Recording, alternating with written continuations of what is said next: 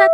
Agama Hindu. Agama Hindu diperkirakan muncul di India antara tahun 3102 sebelum Masehi sampai 1300 sebelum Masehi. Ada yang mengatakan sekitar tahun 1500 sebelum Masehi. Agama ini tumbuh bersamaan dengan masuknya bangsa Arya, yaitu bangsa nomaden, yang masuk India dari Asia melalui celah Khyber. Kedatangan bangsa Arya ini mendesak bangsa Dravida, penduduk asli India, dan termasuk dalam kategori ras Australoid dari sebelah selatan sampai ke dataran tinggi Deccan. Dalam perkembangan selanjutnya, terjadi percampuran antara kebudayaan bangsa Arya dan bangsa Dravida yang menghasilkan kebudayaan Hindu. Perkembangan agama Hindu di India pada hakikatnya dapat dibagi menjadi 4 fase, yakni Zaman Weda, Zaman Brahmana, Zaman Upanishad, Zaman Buddha. Zaman Weda tahun 1500 sebelum Masehi. Zaman ini dimulai ketika bangsa Arya berada di puncak di lembah Sungai Sindhu sekitar tahun 2500 sampai tahun 1500 sebelum Masehi. Setelah mendesak bangsa Dravida ke sebelah selatan sampai ke dataran tinggi Deccan. Dewa tertinggi yang mereka anggap sebagai penguasa alam semesta mereka sebut Trimurti. Terdiri dari Brahma pencipta alam, Wisnu pemelihara alam, dan Siwa dewa perusak alam dan dewa kematian. Jadi agama Hindu adalah agama monoteistis bukan politeistis. B. Zaman Brahmana tahun 1000 sampai tahun 750 sebelum Masehi. Pada zaman ini, kekuasaan kaum Brahmana amat besar dalam kehidupan keagamaan. Pada zaman ini pula, mulai disusun tata cara upacara keagamaan yang teratur dalam sesuatu yang kemudian disebut Kitab Brahmana. Weda menjadi pedoman penyusun tata cara upacara agama ini. C. Zaman Upanishad 750 sampai 500 sebelum Masehi. Pada zaman yang dipentingkan tidak hanya upacara dan sesaji saja, tetapi lebih daripada itu, yaitu pengetahuan batin yang lebih tinggi. Zaman ini adalah zaman pengembangan dan penyusun falsafah agama, yaitu zaman orang berfilsafat atas dasar Weda. D. Zaman Buddha 500 sampai 300 sebelum Masehi. Zaman ini dimulai ketika putra Sudhodana yang bernama Siddhartha menafsirkan Weda dari sudut logika dan mengembangkan sistem yoga dan samadhi sebagai jalan untuk mendekatkan diri dengan Tuhan. 2. Agama Buddha. Agama Buddha adalah perkembangan lebih lanjut dari agama Hindu. Buddha sebenarnya adalah sebutan bagi seseorang yang telah memperoleh pencerahan. Hal tersebut sesuai dengan asal kata Buddha, yang berasal dari bahasa India berarti sejatet. Awalnya, Buddha bukanlah agama, melainkan ajaran dari seseorang yang telah memperoleh pencerahan bernama Siddhartha Gautama. Pangeran Siddhartha adalah anak raja yang beragama Hindu dari suku Sakya, bernama Sudhodana. Sebagai anak raja, ia dilimpahi kemewahan. Ia dilahirkan pada tahun 563 sebelum Masehi. Para pertapa meramalkan sang pangeran kelak akan menjadi seorang cakrawartin maharaja dunia atau menjadi seorang Buddha.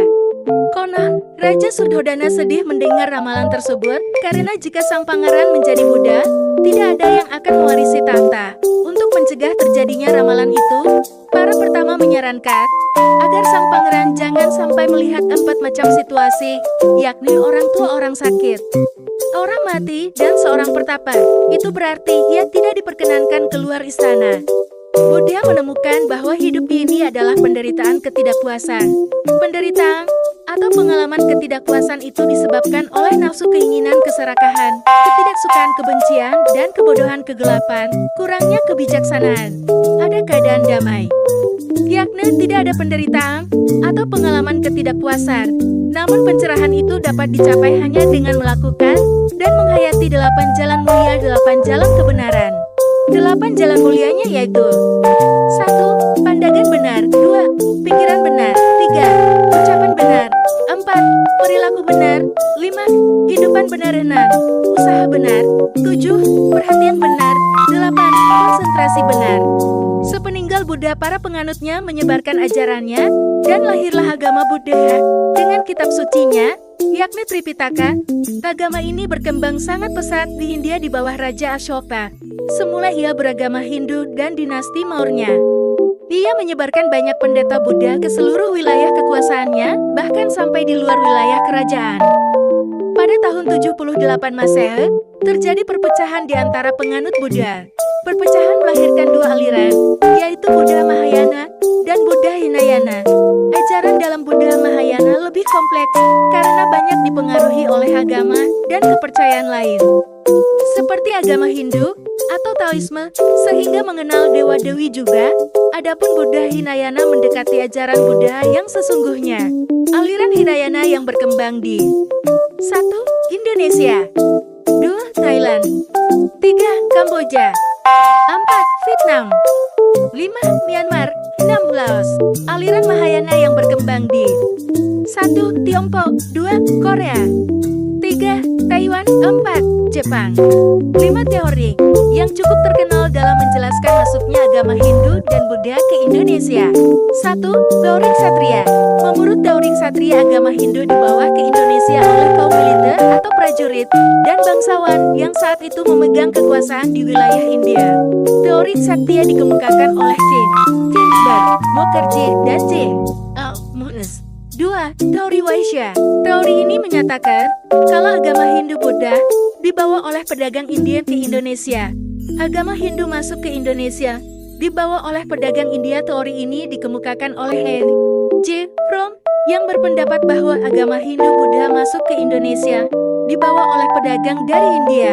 3. Teori Brahmana. Teori Brahmana pertama kali dikemukakan oleh J. Van Leur.